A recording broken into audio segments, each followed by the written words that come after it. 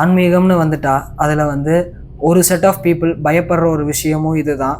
ஒரு சிலர் பேர் வந்து ஆர்வமாக இதை நான் தெரிஞ்சுக்கணும்னு நினைக்கிற ஒரு விஷயமும் இதுதான். அப்படி என்ன அந்த டாபிக் அப்படின்னு வந்து பார்த்தீங்கன்னா, அதுதான் வந்து பார்த்தீங்கன்னா இந்த மாந்திரீகம் அப்படிங்கிற விஷயம். இந்த ஆன்மீகம்னு எடுத்துக்கிட்டா இது வரைக்கும் எல்லாத்தோட மனசுலையும் வந்து ஆன்மீகம்னு சொன்னால் முன்னாடி வந்து நிற்கிறது, என்ன மந்திரம் பண்ண போறியா, மாந்திரீகம் பண்ண போறியா, இல்லை வசியம் பண்ண போறியா, என்ன பண்ண போற, இதுதான் வந்து பார்த்தீங்கன்னா இன்னைக்கு வரைக்கும் எல்லாத்தோட மனதிலையும் உளுத்திட்டு இருக்க ஒரு பலமான குரலாக இருக்கும். உண்மையாலுமே ஆன்மீகம் அப்படின்னா இந்த மாதிரி விஷயங்களுக்கு தானா, இல்லை இதுதான் ஆன்மீகமா, இந்த ஒரு சந்தேகம் எத்தனையோ பேர்த்தோட மனசுல வந்து இருக்குது.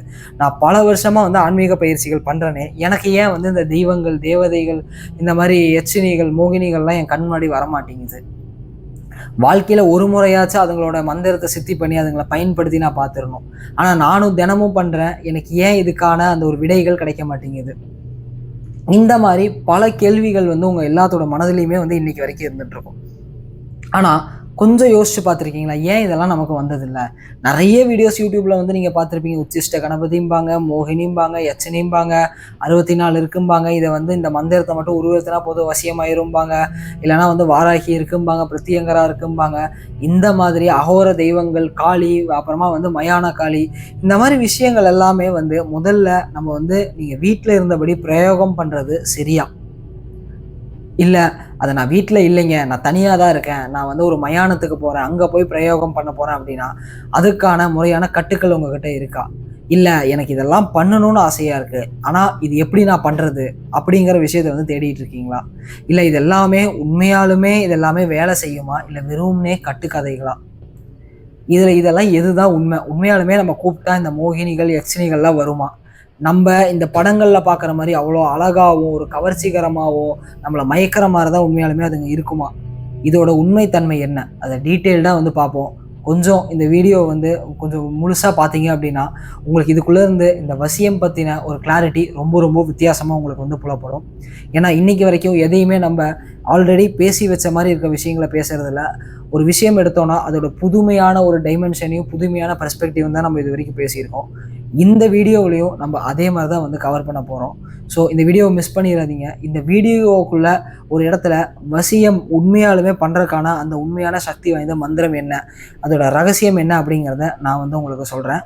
ஸோ இதை பாருங்கள். முதல்ல நம்ம எல்லாருமே கேள்விப்பட்டிருப்போம் அஷ்ட கர்மம்னு. தம்பனம், மோகனம், வசியம், இந்த மாதிரி விஷயங்கள் எல்லாமே வந்து நம்ம கேள்விப்பட்டிருப்போம்.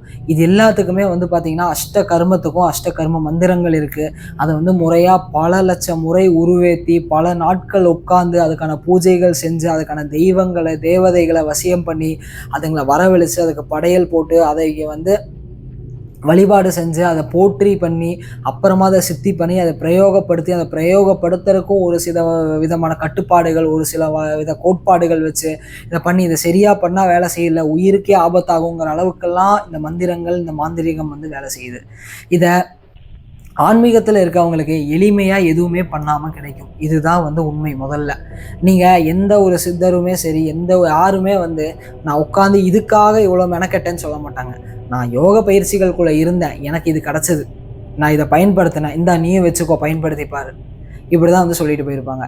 இது கிடைக்குதேன்னு இதுலேயே போய் உழண்டு இறந்து போயிடாத, இதெல்லாமே சும்மா வழியில் போகிறப்ப கிடைக்கிறது தான், தூக்கி போட்டு இறைவனை போய் அடையிறதுக்கான வேலையை பாருப்பாங்க. நானும் உங்ககிட்ட அதான் சொல்கிறேன்.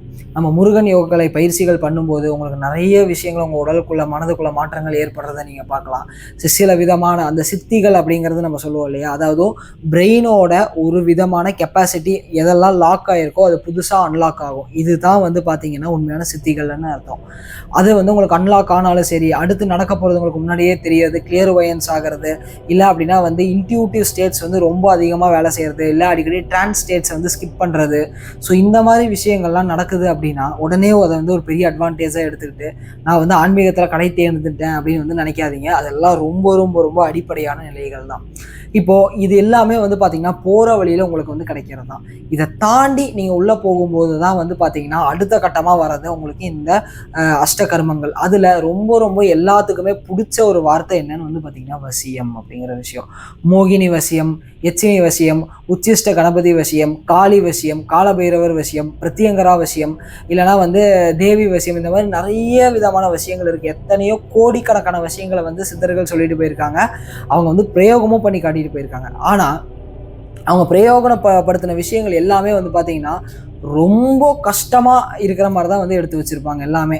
இந்த மந்திரத்தை இத்தனை நாள் இவ்வளோ கடுமையாக இந்த இடத்துல இந்த திசையை நோக்கி இத்தனை நாள் இவ்வளோ உணவுகள் இந்த மாதிரி உணவு எடுத்து நீ உட்காந்து பண்ணு, உனக்கு இத்தனை கஷ்டங்கள் வந்தாலும் அதை தாண்டி நீ போனீங்கன்னா இவ வசியமாவா அப்படிங்கிற அந்த ஒரு விஷயத்த வந்து கொடுப்பாங்க.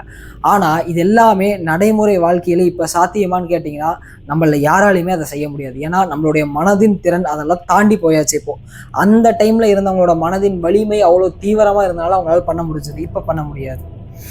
அதே மாதிரி அவங்க எல்லாத்துக்கும் ஒரு அன்பான வேண்டுகோள் என்னென்னா, யூடியூப்பை பார்க்குறேன் இல்லை ஏதோ ஒரு பாடல் எழுதியிருக்காங்கன்னு சொல்லி ஏதாவது ஒரு வசியம் பண்ணுறேன் அப்படின்னு சொல்லிட்டு தேவையில்லாத வேலைகளுக்குள்ளே போய் சிக்கி அந்த மந்திரங்களை வந்து அறகுறையாக உருவேற்றி அது உடம்புல வந்து ஒரு அறகுறையான சக்திகளை உருவாக்கி ஏதாவது வந்து கூட வந்து நமக்கு கண்ணுக்கு தெரியாத சக்திகளோட அந்த ஒரு சக்தி பரிமாற்றம்லாம் ஏற்பட்டுச்சு அப்படின்னா உங்களால் வந்து அது தாங்கிக்கவே முடியாது, அந்த உடல் தாங்காது. அப்போ என்ன ஆகும் அப்படின்னு வந்து பார்த்தீங்கன்னா காலப்போக்கில் அது ஒரு பிரம்மையா இல்லை மன பிரம்மையா, ஒரு பைத்தியமா, இல்லைனா வந்து உங்களுடைய மனநலம் குன்றி உங்களால் வந்து எதையுமே செயல்படுத்த முடியாத நிலைக்கு வந்து அது போகிறதுக்கு நிறைய வாய்ப்புகள் இருக்குது. ஏன்னா உங்கள் உடலுக்குள்ளே இருக்கிற இந்த மனதுக்கு மனிதனாக இருக்கும்போது அதுக்கு ஒரு விதமான சக்தி இருக்குது. அந்த மனிதன் அந்த பரிணாம நிலையை கொஞ்சம் கொஞ்சமாக அடையறதுக்கான ஒரு டூல் தான் ஆன்மீகம்.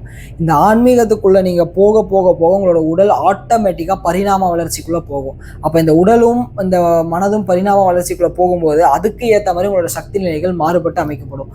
அந்த மாதிரி நேரங்களில் தான் நீங்கள் இந்த வசிய முறைகளை பிரயோகப்படுத்தணுமே தவிர அதுக்கு முன்னாடி போய் நான் எடுத்துகிட்டு வந்தேன் அப்படின்னா ஒரு குழந்தை கையில் கத்தி கொடுக்குற மாதிரி தான். அந்த குழந்தை என்ன பண்ணும், அந்த கத்தியை வந்து எங்கே வேணாலும் கிழிச்சிக்கலாம். அது மேபி அதை கட் பண்ணுறக்கும் வாய்ப்பு இருக்குது, அதை தன்னையவே வந்து கட் பண்ணிக்கிறதுக்கும் வாய்ப்பு இருக்குது. அந்த மாதிரி தான் பல பேர் இன்றைக்கி வரைக்கும் தன்னைத்தானே வந்து கட் பண்ணிக்கிறாங்க. ஸோ தயவு செய்து இந்த மாதிரி விஷயங்களுக்குள்ளே போகிறக்கு முன்னாடி 1க்கு 100 தடவை யோசிங்க, தயவு செய்து போகாதீங்க.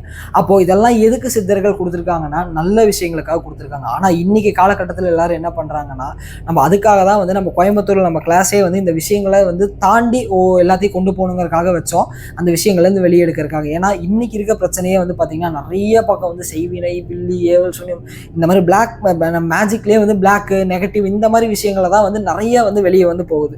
ஸோ இதெல்லாம் தடுக்கணும் அப்படின்னா நீங்கள் என்ன பண்ணணும்னா, அதுக்கு ஆல்ரெடி நம்ம வீடியோஸில் சொல்லியிருக்கோம், அந்த பிராணமய கோஷத்தை வந்து ஸ்ட்ராங் பண்ணும், மனோமய கோஷத்தை ஸ்ட்ராங் பண்ணும் அப்படின்ட்டு.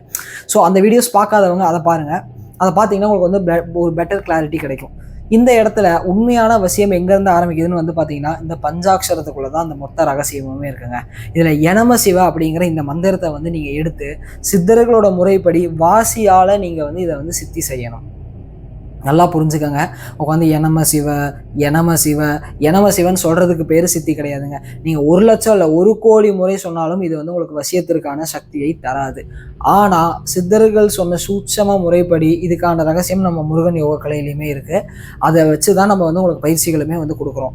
இப்போது அதை வந்து முறையாக வந்து வாசியோடு சேர்த்து நீங்கள் அந்த விஷயத்தை, அந்த மந்திரத்தை கரெக்டாக முறையாக சித்தி செஞ்சீங்க அப்படின்னா உங்களுக்கு ஆட்டோமேட்டிக்காக அந்த வசியம்ங்கிறது ஏற்படும். அப்போது இதுதான் வந்து பார்த்தீங்கன்னா ஒரு யூனிவர்சல் கோடு மாதிரி இந்த யனம சிவ. இதை வச்சு நீங்கள் வந்து அதுக்கப்புறம் எந்த ஒரு விதமான தேவதைகள் தெய்வங்களை கூப்பிட்டாலோ உங்கள் உடலுக்குள்ளேருந்து அது வந்து வெளியே வந்து உங்களுக்கு வந்து அந்த ஒரு சக்தி நிலையை வந்து கொடுக்கும்.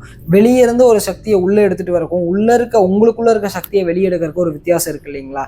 ஸோ அந்த மாதிரி இது வந்து உடலுக்குள்ளே இருந்து வெளியே வந்து அந்த இடத்துல வந்து வேலையை பார்க்கும். அப்போது இந்த சக்திகள் வந்து முழுக்க உங்களுக்கு கட்டுப்பட்டு உங்களுடைய பிராணனுக்கு, உங்களுடைய உயிருக்கு கட்டுப்பட்டு, உங்களோட வாக்குக்கு கட்டுப்பட்டு நிற்கும். வெளியே இருந்து இழுத்துட்டு வர சக்திகள் என்ன பண்ணுன்னா அதுங்களுக்கு அந்த சக்திகள் அதிகமாகும் போது அதை வந்து அந்த உங்களையே வந்து காலி பண்ணிட்டு அடுத்த ஒரு நிலைக்கு போகிறக்கான வழிகள் நிறைய இருக்குது. இது நம்ம கண்கூட பார்க்காம எத்தனையோ பேருக்கு வந்து குட்டிச்சாத்தான் அடிச்சிருச்சு, இல்லை அந்த வராகி இப்போ இந்த பிரத்யங்கரெல்லாம் வச்சுருக்காங்கன்னா அவங்களோட சக்தி தாங்க முடியாமல் இவங்க உடல் வந்து உருக ஆரம்பிச்சிருச்சு.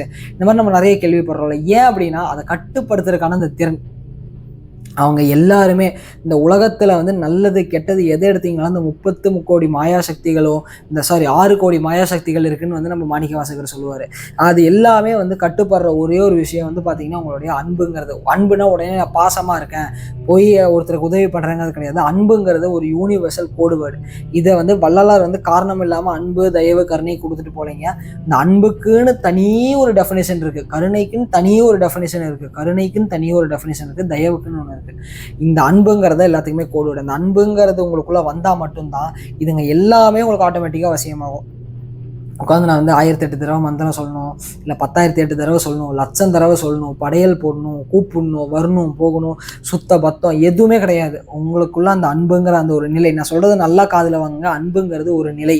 நீங்கள் வந்து என்ன பண்ணுறீங்கன்னா எல்லாரும் நான் அன்பாக இருக்க பழகிறேன்னு சொல்லி அன்பை பயிற்சி பண்ணுறீங்க. அதை பயிற்சி பண்ணாதீங்க. இது எப்படின்னா நான் வந்து தூக்கம் அப்படிங்கிற விஷயத்த வந்து நான் தூங்குறதுக்கு பயிற்சி பண்ணுறேங்கிற மாதிரி கண்டிப்பாக அது வராது.